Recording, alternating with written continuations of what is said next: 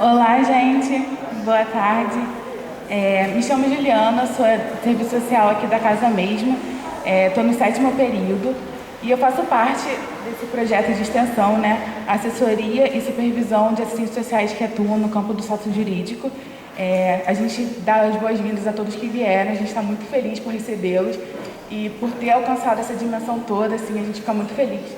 E para dar início à mesa, né, eu vou convidar, nessa mesa de abertura, a professora e assistente social Ana Isabel Carvalho, que é a diretora da Escola de Serviço Social.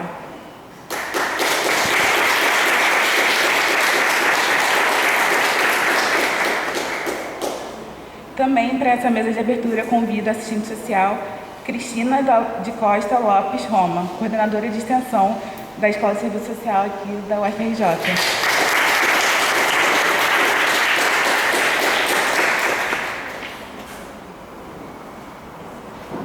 Agora eu vou passar a palavra, né, para a nossa diretora da Escola de Serviço Social. Bom, boa tarde. Em primeiro lugar, saudações, né, a todos e todas. Primeiro eu quero parabenizar, né, ao professor Charles e toda a equipe do projeto de extensão. Aqui é minha colega Cristiane, né, o seu nome não gravei, a Juliana, né, saudar imensamente em nome da Escola de Serviço Social a presença do colega e professor Ney Almeida, da Faculdade de Serviço Social da UERJ, né, as minhas colegas aqui, estudantes, sobretudo as minhas colegas e colegas assistentes sociais que estão na lida cotidiana, né, fazendo valer aí o nosso esforço coletivo de formação. Então é com muita satisfação mesmo, né, ver esse auditório bonito e com pessoas, né? Então na realidade eu tô contente, né? Eu acho que a gente tem uma trajetória difícil, né? Um cenário bastante nebuloso, nevoado aí em várias frentes, né? Inclusive tendo que lidar com as fragilidades de cada um e de todos em várias dimensões da nossa existência. Estamos aprendendo a cada dia, e eu particularmente tenho aprendido a cada dia, né? Quero agradecer aqui a presença ali da minha amiga e colega, professora Miriam, né? E que tem aí fez uma atuação muito bacana, né, na nossa escola ao longo de durante um período difícil, né? Então não vou me alongar, é desejar a vocês que aproveitem esse tempo, aproveitem o que a universidade tem a oferecer, principalmente o que a escola tem a oferecer. A situação da UFRJ é bastante delicada. Semana passada eu estive numa plenária de diretores e de pró-reitores, e eu, com esses meus 29 anos como professora da Escola de Serviço Social, eu confesso que eu me senti arrepiada, né? Ainda bem que eu estava em casa, né? Foi remota. Eu me senti amedrontada, sozinha. É muito difícil. Então, o quanto pudermos ocupar isso aqui, dar vida a esse espaço, melhor, porque tá bem difícil. Então, assim, é sobreviver, né? E nós, assistentes sociais, em nome de uma resistência coletiva, né? E isso tem exigido muito da gente, muito mesmo. Tá? Então é isso, é saudar, desejar aí uma tarde profícua, né? Serena, propositiva. É isso, bom evento, e dizer para vocês que a Escola de Serviço Social segue sempre à disposição, tá? Nos procurem, interajam conosco, que é através dessas interfaces que a gente cresce. Bom evento e obrigada.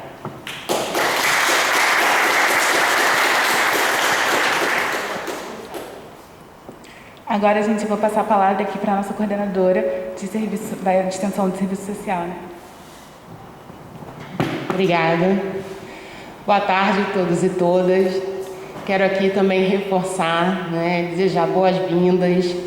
É muito importante a gente estar aqui nessa tarde, né, reforçando um dos grandes tripés da universidade: pesquisa, ensino e extensão.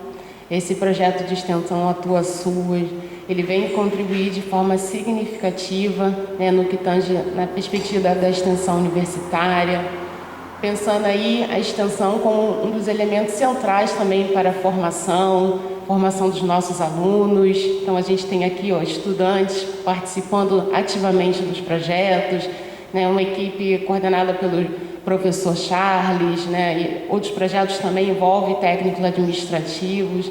Então é importante também fortalecer e fomentar projetos de extensão como esse, que vem aqui somar, né, em conjunto com os nossos 38 projetos que tem na nossa Escola de Serviço Social. Então, isso aqui é uma tarde para a gente assim, de suma importância. Nós tivemos há pouco tempo aqui, né, se a gente for pensar em tempos históricos, né, a acreditação da extensão ocorreu em 2019, então ela passa a contar na grade curricular e ações como essa vêm fortalecer, né? Então, pensar o compromisso da universidade, a sua função social, qual é o retorno, de que forma que se articula outros segmentos da sociedade.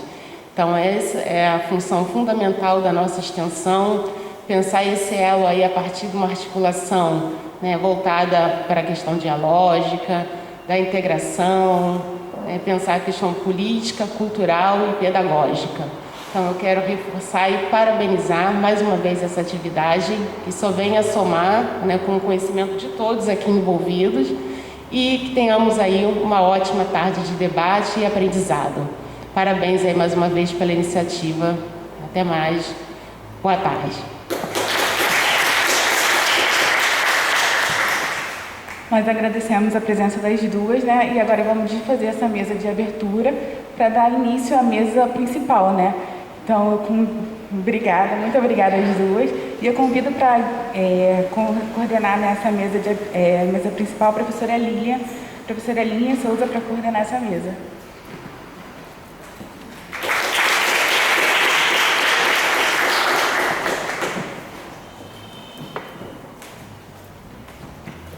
Bom, boa tarde a todos e todas. É uma alegria enorme estar aqui nessa tarde, por vários motivos, né?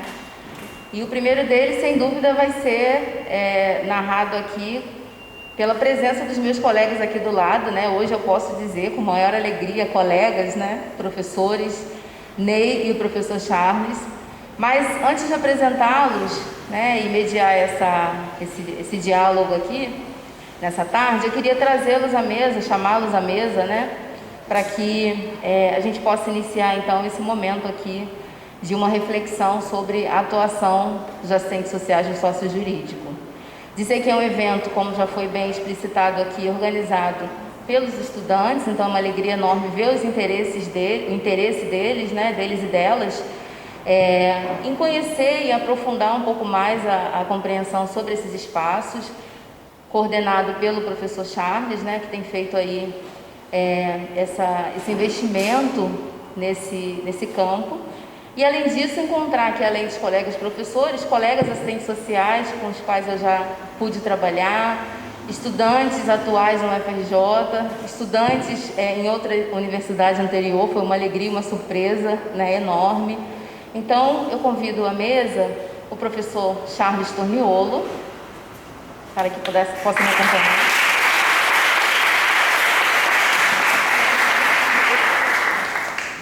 E convido à mesa também o professor Ney Luiz Teixeira de Almeida, da Universidade do Estado do Rio de Janeiro.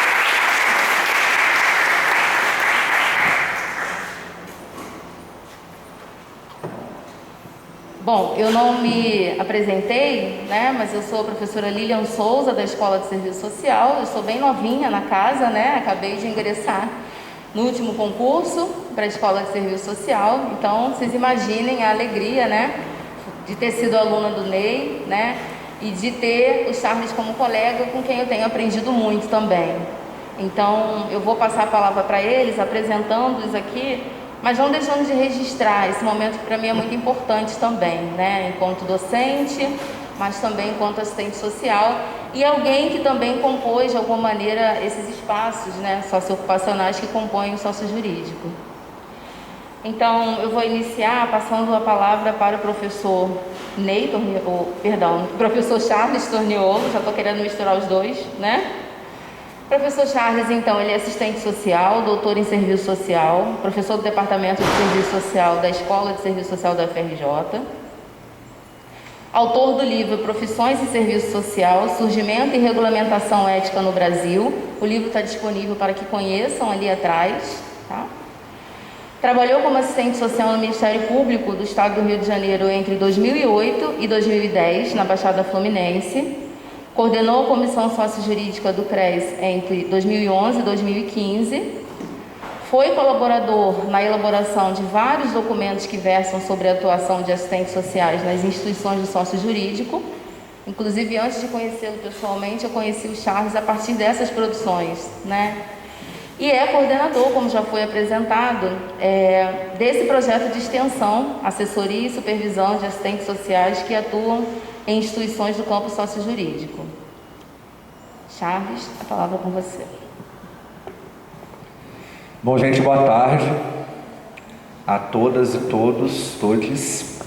É com muita alegria que a gente recebe vocês aqui hoje para dar um pontapé inicial dessa proposta que a gente quer apresentar, né, como disse a professora Ana Isabel, no cumprimento da função social da universidade. A Cristiane também reforçou isso na sua fala, agradecer a presença delas. Dizer que deu um trabalho, nós estamos no final de semestre, né, os alunos bastante enrolados, nós também, mas a gente conseguiu colocar esse evento na rua. E que é o lugar que a universidade também tem que estar, na rua, né? E queria agradecer a presença de todo mundo que esteve presente, né? A gente hoje está com uma equipe no projeto, inicialmente coordenada por mim, mas também com a presença de 11 extensionistas, estão aí, como vocês já puderam ver, envolvidos, né, com as atividades, mas também convidamos alguns docentes da Escola de Serviço Social que possuem algum tipo de trajetória, tanto profissional como acadêmica, para contribuírem, né, no que for possível, no que a gente conversar aqui hoje sobre os rumos dessa ação, né, junto com os profissionais. Então, a professora Lília Souza, né, a quem já agradeço aqui o aceite de coordenar essa mesa, a professora Miriam Krenzinger, que foi diretora da Escola de Serviço Social e que tem uma trajetória bastante profícua também nessa área. Professora Débora Menezes, né, que atualmente inclusive responde pela coordenação de estágio da escola, então, né, mais um espaço aí de diálogo, né, da universidade com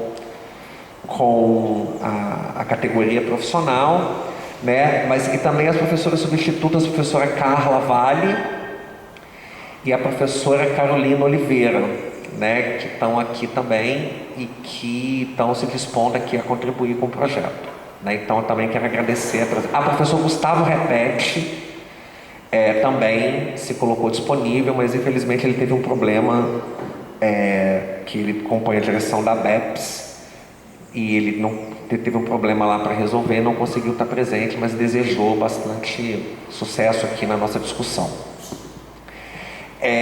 Então, né, a gente pensou, né, em falar sobre campo sociojurídico, serviço social e universidade, né, para a gente situar um pouco essa discussão hoje.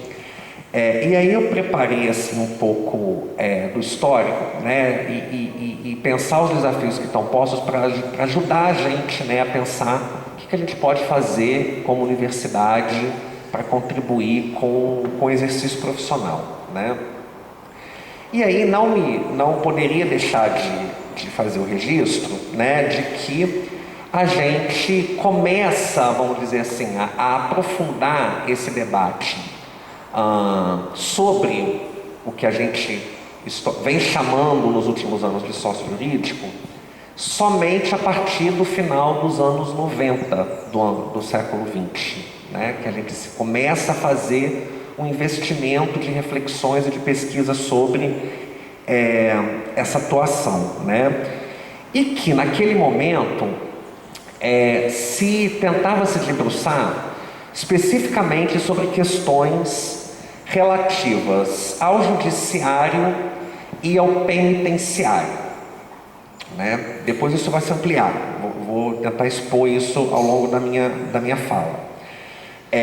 A primeira iniciativa, vamos dizer assim, que foi uma iniciativa que marcou, inclusive com o nome sociojurídico,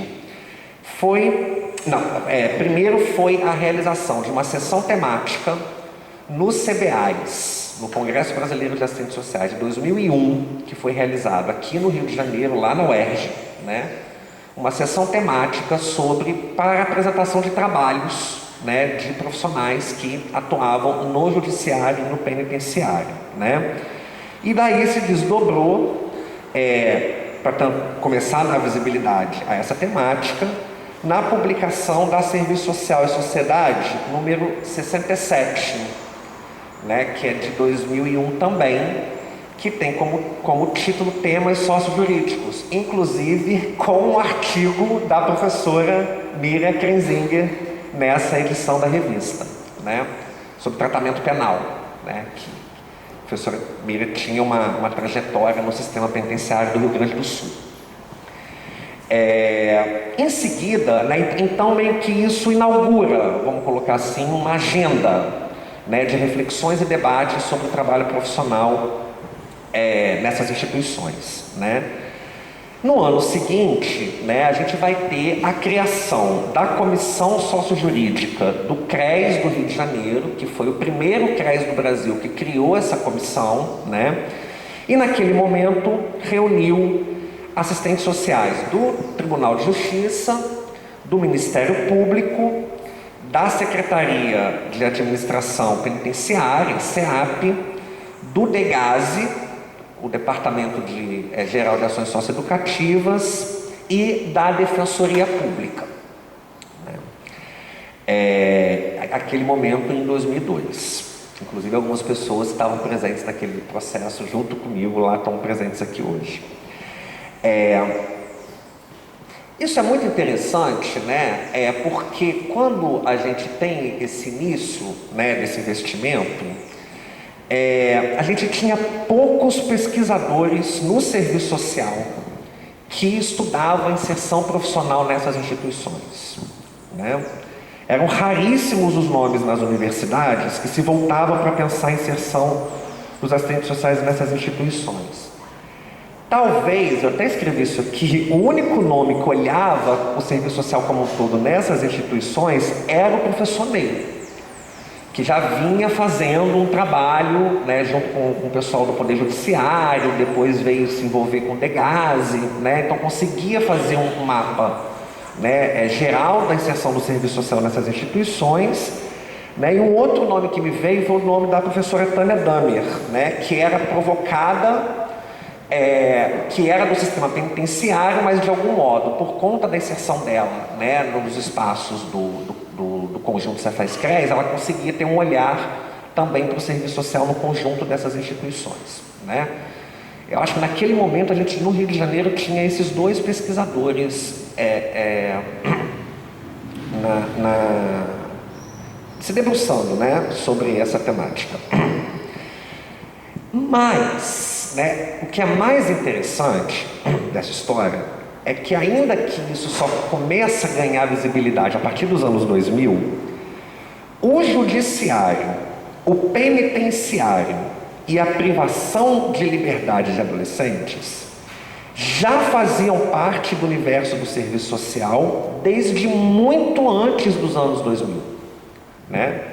Na verdade, a inserção do serviço social nessas instituições se remonta à origem do serviço social, né? E aí a gente tem os estudos clássicos sobre o surgimento do serviço social no Brasil, onde é citado o juizado de menores, né, daqui do Rio de Janeiro, como um dos primeiros campos de trabalho do serviço social, ainda nas suas protoformas, né? Foi uma das primeiras frentes de trabalho para os assistentes sociais no Brasil, né? E essa história, né, da inserção do serviço social no juizado de menores revela bastante sobre o próprio surgimento da profissão como um todo, né? Por quê? Porque a existência de um tribunal que se debruça especificamente sobre questões relativas à infância e adolescência, ele não é uma experiência universal, né? Ele é e também não é uma experiência recente. Não é uma experiência antiga, desculpa, é uma experiência bastante recente, né? A primeira referência que a gente encontra sobre a existência de um tribunal da infância é encontrada no sistema de justiça dos Estados Unidos, né? E que é muito interessante porque ele é fruto de lutas de mulheres, né? Das mulheres de classe média e alta da sociedade americana, mas que tinham algum nível de preocupação com o social e que denunciavam, por exemplo, situações referentes ao trabalho infantil, que era uma realidade dado o próprio desenvolvimento industrial que os Estados Unidos vivenciavam, né? Que denunciavam situações de maus tratos contra crianças e adolescentes. E isso é muito interessante porque o movimento nos Estados Unidos de denúncia de maus tratos de crianças e adolescentes é desdobramento de um movimento de maus tratos contra animais. Então, primeiro se pensou nos animais até chegar na matéria da infância e adolescência, né? E o tema da delinquência juvenil, né, entre aspas, mas como era chamada à época, que também passava a assolar os debates dessas mulheres, né? E esses tribunais da infância passaram então a contar com o apoio dessas mulheres, que por sua vez, né, vão passar por um processo de formação para poderem subsidiar com ações e dados e avaliações, né, as ações dos juízes designados para atuar nesses tribunais da infância, né? Essa referência é uma referência importante porque ela, de algum modo, traz uma implicação no Brasil a partir do surgimento do Código de Menores, com a criação do Código de Menores em 1927, né? Que é quando a gente tem a criação dos juizados de menores no Brasil, né? E com essa criação, né, cresce o interesse do direito, né, dos magistrados e dos agentes da área do direito em ter nos quadros do judiciário um corpo de profissionais, atenção, que subsidiem as ações dos juízes na matéria da infância, né? Que passa a se tornar um objeto de preocupação diante da crescente urbanização, sobretudo que os grandes centros vivenciavam, né? E aí esse subsídio, né, ele poderia ser ofertado por quem tinha características próprias de trato com crianças e suas famílias, né? Então, características imediatamente atribuídas ao feminino, né, a mulheres que vão então se disponibilizar a cuidar da situação de crianças e suas famílias, né? E que naquele momento também é o objeto de interesse das ações da Igreja Católica. Isso é importante porque o Poder Judiciário no Rio, ele fomenta a criação de escolas de serviço social. Eu estava estudando isso, né? Recentemente, o Poder Judiciário do Rio fomentou a criação de uma escola ligada ao SOS, né, o Serviço de Obras Sociais, que não vingou, mas a coordenadora desse curso fundou posteriormente a Escola de Serviço Social da Prefeitura do Rio de Janeiro, que posteriormente virou a Faculdade de Serviço Social da UERJ, né? Então a gente vê que o judiciário tem aí ele impulsiona o processo, né, de surgimento do serviço social, né? Para quê? Para formar um corpo técnico para auxiliar o juiz, né? Então essa condição, né, de uma profissão subsidiária, auxiliar e com características de subalternidade já vão estar postas neste momento, uma vez que a gente tem uma profissão considerada uma profissão imperial, uma área de profissão imperial no Brasil, provocando, né, o surgimento da nossa profissão, né? E isso vai se estender a instituições que, de algum modo, vão se arvorar da relação com a justiça para legitimarem como responsáveis, né, se legitimarem como responsáveis para promover a recuperação, o ajustamento, enfim, né, daqueles indivíduos que apresentavam algum tipo de desvio de conduta e que precisavam ser reintegrados, né? Então, essa referência, né, desse corpo técnico judiciário acaba se tornando uma referência importante para se pensar a inserção desse mesmo corpo profissional em instituições que já existiam e que vão ser criadas ao longo da história, né? Chama atenção para o SAM, o Serviço de Assistência ao Menor, né, que é criado durante a ditadura do Estado Novo, e isso é uma coisa interessante porque a gente tem pouca produção sobre a inserção do serviço social no SAM. Quando a gente estuda o surgimento do serviço social, a gente estuda a LBA, o SESI, a Fundação Leão 13, não estuda essa instituição que foi uma área fundamental, né?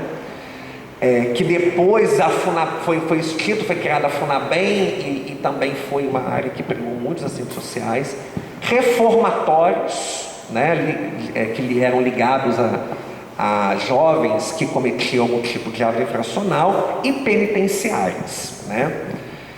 E aí esses espaços, né, essas instituições abrem espaço para uma profissão, nós, serviço social, que se propunha pensar tecnicamente as formas de recuperar, de reajustar indivíduos considerados disfuncionais à normalidade do funcionamento social, né? Então, o discurso dessas instituições que se propunham recuperar os indivíduos contratavam agentes profissionais que se propunham a atuar tecnicamente com esse objetivo: recuperar, não é, esses desajustados sociais. E aí vem toda a influência do serviço social dos Estados Unidos, né? Isso é muito interessante também, porque o termo estudo social, que é um termo bastante utilizado pelas assistentes sociais, né, que atuam nessas instituições, ele é um termo criado pela Mary Richmond, né, que é uma pioneira do serviço social americano. E o termo estudo social para Mary Richmond é sinônimo de inquérito social, né? E o inquérito vem do linguajar do direito. A ideia de inquérito social vem do linguajar justamente nessas instituições, e que a gente se apropria com outro nome, mas que naquele momento ela até associa, né, uma coisa a outra, né? Bom, então a gente vê que a inserção do serviço social nessas instituições é longa, mas nunca foi objeto de estudos sistemáticos, em volume e com impacto na categoria profissional até os anos 2000, né? Por quê? Essa é uma pergunta que a gente precisa se fazer, né? Eu aqui vou me arriscar a levantar uma hipótese, né, do porquê que isso não foi tão estudado, né? Primeiro, tinha um casamento, né, uma integração quase que harmônica entre a natureza dessas instituições, ou seja, a de ter uma dimensão coercitiva, de controle social, com os princípios éticos e os compromissos políticos que o serviço social naquele momento histórico tinha, né? A gente tinha um perfeito casamento entre uma coisa e outra, né? As instituições se diziam recuperadoras, os assistentes sociais falavam: não, então eu vou fazer o trabalho de recuperação, de ajustamento, né? Então, os objetivos eram bastante comuns, né? Por outro lado, né, com as lutas contra o fim da ditadura militar e pela redemocratização desencadeada ali no final dos anos 70, provocou tensões importantes no que diz respeito ao papel dessas instituições: Poder Judiciário, Ministério Público, instituições policiais, penitenciárias, né? As lutas empreendidas no Brasil pelas afirmações de direitos forçou, e eu estou usando esse verbo de propósito, forçou com que essas instituições mais ou menos se redimensionassem, né? Mais ou menos, ou pelo menos, se colocassem em discussão diante das pressões democráticas que vinham das lutas da sociedade civil e dos debates da sociedade civil, né? Muitas dessas lutas da redemocratização se tornaram conquistas com a promulgação da Constituição Federal de 88, não é? E aí essas instituições, assim como outras, se viram compelidas a enfrentar o debate sobre garantia de direitos e o que fariam nessa direção, né? Eu acho que é um dado interessante porque é um período da história em que a gente tem esse processo de redemocratização que força com que as instituições precisem, de algum modo, incorporar os ventos democráticos, né? E aí isso vai desdobrar num aparato jurídico pós-Constituição Federal, né? Com a aprovação de várias legislações que tem como marco inicial a Lei Orgânica da Saúde e o Estatuto da Criança e do Adolescente, mas muitas outras virão, e que essa ampliação, né, da legislação vai ser um elemento determinante para a ampliação do serviço social nessas instituições. Em outras instituições, até o próprio surgimento do serviço social. Porque no Poder Judiciário a gente tinha, no Penitenciário a gente tinha, mas, por exemplo, no Ministério Público não, na Polícia não, na Defensoria não. E aí as conquistas democráticas acabam provocando a inserção do serviço social nessas instituições que ainda não tinham. Mas não é apenas uma ampliação de quantidade, né, de profissionais. Por quê? Porque ainda que elas tenham sido forçadas a incorporarem os debates vindos das lutas pela redemocratização e ampliação de direitos, essas instituições nunca deixaram de ser o que são. Braços do poder coercitivo do Estado que detém grande poder sobre uma parcela da população no seu cotidiano. Ainda que os ventos democráticos tivessem provocado algumas mudanças, essas instituições nunca deixaram de ser esse braço coercitivo, né? Eu acho que daí me parece que vem o interesse e a necessidade do serviço social se debruçar, né, sobre como se insere o que faz nessas instituições a partir dos anos 2000, né? Contudo, um desafio logo se fez presente, né, quando esses debates começaram ali nos anos 2000. Como definir o que era o tal sócio jurídico, né? O que estaria dentro desse tipo de definição? Acho que o Ney está balançando a cabeça aqui porque acompanhou bem essa discussão, né? O que seria isso, né? Uma das formas clássicas como o serviço social resolveu essa questão foi construir uma explicação positivista para essa pergunta, né? Porque é a explicação sempre mais fácil, né? Que é a forma dominante que o pensamento burguês encontra de construir as explicações, né? A tentativa de classificar essas instituições de inserção profissional pela ideia de sistema, né? E que é uma linguagem que o serviço social sempre teve e que a gente ainda usa muito, né? O sistema de saúde, o sistema de ensino, o sistema de assessua, né? Enfim, da lógica do sistema. E aí, né, num primeiro momento, né, a primeira tentativa de definição foi a ideia de um sistema sociojurídico, né? À luz do que já se falava, né, de sistema previdenciário, sistema de ensino, né? Uma ideia de que tem começo, meio e fim, é fechado, né? Uma ideia bem estrutural funcionalista, de sistema fechado, né?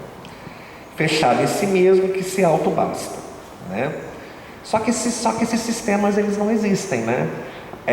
Nem no que é oficialmente chamado de sistema, eles não conseguem ser fechados e se autobastarem.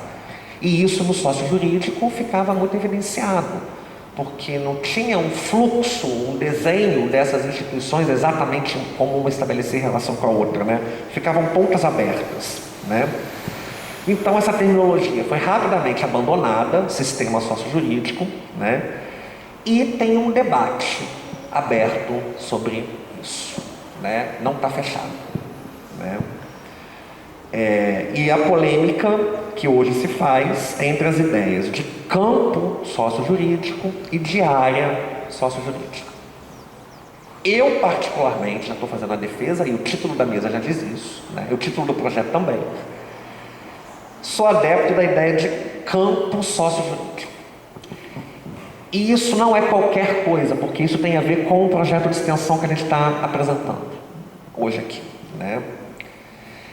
E eu acho que essa ideia de campo sócio-jurídico se fundamenta na própria ideia de como o termo sócio-jurídico se consolidou no serviço social, né? Eu não sei se vocês conhecem essa história está publicizada, né, em vários eventos, enfim, né? Mas o termo sócio-jurídico surgiu de uma necessidade de dar um título para essa revista, né? A editora Cortez precisava lançar essa revista e ela precisava de um título. E aí, vamos falar sócio-jurídico. Botaram sócio-jurídico, né? Quase que numa brincadeira, né? Eu posso falar isso porque isso está registrado já, né? Mas eu acho que foi uma brincadeira muito feliz. Eu vou tentar explicar o porquê, né? Porque ainda que essas instituições tenham sido afetadas pelas lutas e ventos democráticos, elas nunca deixaram de ser o que sempre foram. A de fazerem parte do locus, do braço, estrito senso, coercitivo do Estado, né? E que, portanto, por serem o braço coercitivo do Estado, valem-se de práticas coercitivas, né? Práticas dessas características, mas para quê? Para desempenharem o papel de manutenção da ordem, né?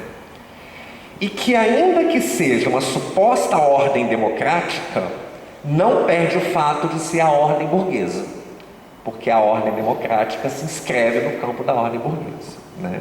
Portanto, essas instituições são parte do Estado burguês, né? E são a parte que possui os recursos da força, da coerção. Ao definir essa característica, o termo sócio-jurídico pode ser pensado ampliadamente, na minha opinião, né? Pode, porque isso não está totalmente resolvido entre nós, né? Inclusive, a ideia é conversar também sobre isso, né? Por quê? Porque o locus da lei, ou seja, o locus do jurídico, é uma das formas que o Estado burguês desenha as suas funções coercitivas, mas não é a única. Não é a única, não é? Ele também se vale da força física, da força ostensiva, da força armada, não é? Aquilo que o Althusser chamou de aparelhos políticos do Estado, que o Gramsci chamou de sociedade política, né? Então não é somente a lei no jurídico, são também outros mecanismos coercitivos, né, que compõem esse braço impositivo do Estado, né? É interessante porque esse termo sócio-jurídico, ele é usado quase que exclusivamente pelo serviço social. Se a gente vai buscar a literatura de outras áreas, eles não usam esse termo, são outros termos. É sistema de justiça, sistema judiciário, né? Sócio-jurídico foi uma criação nossa, né? E ainda que criado como uma tentativa para dar título à revista Serviço Social e Sociedade número 67, foi uma feliz escolha, ao meu ver, porque ao final colocou as coisas na ordem correta, né? Ele colocou o sócio antes do jurídico. Portanto, o social é anterior, ele tem a centralidade e não o jurídico, né? O jurídico como decorrência do social, né? Isso, para mim, coloca o ponto central, né? Não é, e aí isso tem a ver com uma perspectiva teórico-metodológica, não é o social que se adapta ao jurídico. E se quisermos ampliar, não é o social que se adapta aos dispositivos coercitivos do Estado.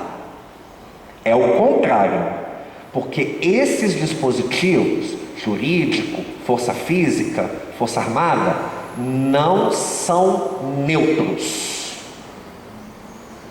Né? A lei, a força, o poder das armas ou o poder da canetada estão a serviço de um projeto de sociedade. Não é? Por isso que eu acho que a ideia de campo permite olhar para um conjunto maior de instituições que guardam essas características. Né? Repito, o jurídico é uma forma, mas não a única, que os dispositivos coercitivos do Estado, em situação de conflito e litígios, podem ser mobilizados. Né? Portanto, polícias, forças armadas, segurança pública, corporações militares também podem estar dentro deste campo, né, dada a natureza dessas instituições. Este é um debate que está posto, né? Ele aparece pioneiramente como um apêndice do documento publicado pelo Conselho Federal de Serviço Social em 2014 sobre o sócio jurídico, né? E quero dizer que foi muito provocado pelo Estado do Rio de Janeiro, né? Que, sobretudo quando a gente teve a primeira inserção de assistentes sociais oficiais na Polícia Militar, que provocou o CRES a fazer essa discussão, e aí a discussão se abriu e hoje, né, eu tenho acompanhado algumas coisas, parece que ainda tem um GT trabalhando, né, para pensar essa coisa das Forças Armadas, enfim, né, mas a gente pode ampliar, né, essa caracterização. Para finalizar, né, me parece que a gente vive um momento hoje ímpar, né, para defender a ideia de campo sociojurídico para pensar o serviço social. Tá? Os ventos democráticos dentro da sociabilidade burguesa encontrou e encontra seus limites pelo fato de vivermos em uma sociedade que é fundada na contradição de classes, né? A democracia encontra esse limite da própria estrutura da nossa sociedade, né? E o atual estágio do capitalismo optou por atacar frontalmente e cada vez mais os direitos duramente conquistados pelas lutas dos trabalhadores e dos segmentos sociais historicamente explorados, dominados e reprimidos, né? E aí é claro que esses ataques produz resistências, produz conflitos, né, das mais diversas formas. Né? E é disso que se trata a questão social. A questão social, ela também é feita dos conflitos e das resistências, e das rebeldias, não é? Diante da ofensiva dos poderosos, não é? Mas nós vivemos um momento histórico onde a gente tem um aprofundamento das desigualdades, né? As formas de precarização do trabalho e a financiarização do capital, somadas à opção neoliberal para o trato da questão social, fez aprofundar a desigualdade de classe, e que no Brasil impacta primeiramente negros, mulheres, populações indígenas, populações pobres e periféricas. Mas isso não significa, né, a agenda neoliberal não significa que o Estado burguês abriu mão das prerrogativas de controle da questão social. Ainda que ele tenha aprofundado a questão social, ele mantém as prerrogativas de controle da questão social. Só que o momento é outro. Se as políticas sociais expressam a forma pactuada e consensuada no consenso, né, da linha do consenso, para realizar esse controle e a manutenção da ordem, o desmonte das políticas sociais faz com que essa forma de controle gire para a coerção, para as formas coercitivas de controle social. E é daí que a gente encontra o fenômeno da judicialização, né? Que faz explodir a quantidade de processos judiciais, né? E procedimentos, tanto policiais como também no Ministério Público, né? O superencarceramento, tanto nas prisões como nas unidades, né, de internação socioeducação, né? O aumento do clamor pelo uso da violência física como forma de controle, né? Chegando inclusive à realização de intervenções militares, como a gente vivenciou várias vezes aqui no estado do Rio de Janeiro, né? E chegando num ponto que é a interferência direta dessas instituições nos rumos políticos do Brasil, não é? E aqui a gente tem o paradigma central da Operação Lava Jato, que foi coordenada pelo Ministério Público, né, com impactos no judiciário, levando às ameaças golpistas que nós estamos vivenciando nos dias de hoje, né, num cenário de exaltação da ditadura empresarial militar. É nesse cenário, hoje, nesses contextos institucionais que vocês, assistentes sociais, estão inseridos. É nesse contexto, né, do clamor pela coerção, do clamor pela punição, como forma de controle da questão social, uma vez que o pacto do consenso das políticas sociais foi quebrado pela agenda neoliberal, né? E se nós, assistentes sociais, fomos ampliados dentro dessas instituições, ou até surgimos em algumas delas, né? Eu dei o exemplo aqui do Ministério Público, da Polícia, da Defensoria, né? Se a gente se ampliou nessas instituições pelos ventos da redemocratização, os ventos mudaram de rumo, não é? E assim estão o tempo todo empurrando o serviço social para onde esse vento está indo, que é para onde? O de sintonizar o exercício profissional de assistentes sociais para um viés moralista, conservador, punitivista, que responsabiliza os indivíduos pelas mazelas sociais que vivem, né? Forçando ou tentando forçar por vários mecanismos, inclusive coercitivos, que nós abandonemos ou ignoremos os compromissos políticos que assumimos na direção contrária a isso, né? Quando afirmamos princípios éticos emancipatórios na perspectiva de romper com a nossa herança conservadora, não é? Eu costumo brincar, que não é uma brincadeira séria, mas eu costumo usar uma linguagem um pouco mais lúdica, né? Quando eu estou dando aula sobre fundamentos do serviço social, por quê? Viés moralista, conservador, punitivista, que responsabiliza individualmente as mazelas sociais, é uma das coisas que o serviço social mais sabe fazer.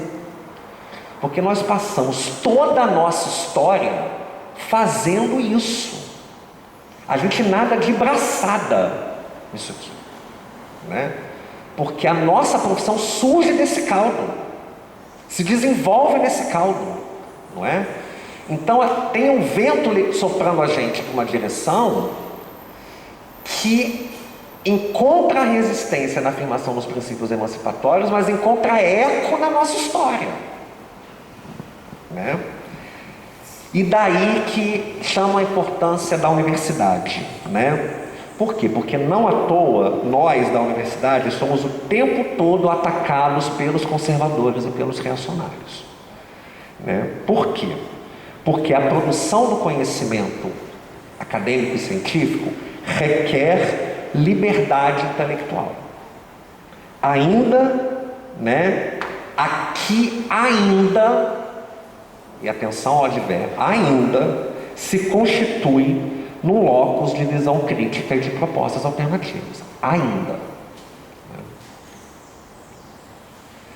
Mas a gente da universidade só pode construir uma visão crítica e propostas, né, se a gente tem contato com a realidade social tal como ela é, né? Porque senão a gente idealiza romanticamente uma realidade que não existe, né? E esse é o papel, né, acho que na nossa opinião, da indissociabilidade entre ensino, pesquisa e extensão, né? Nós, que somos docentes de serviço social, a gente tem uma enorme responsabilidade, que é de formar as próximas gerações de assistentes sociais. Eu acho que isso não é qualquer tarefa, né? Eu sempre costumo dizer, né? Hoje eu sou chefe de departamento, e aí muitos que são os meus subordinados foram meus professores aqui nessa escola, né? O mundo dá volta, né? Um dia você é meu aluno, amanhã você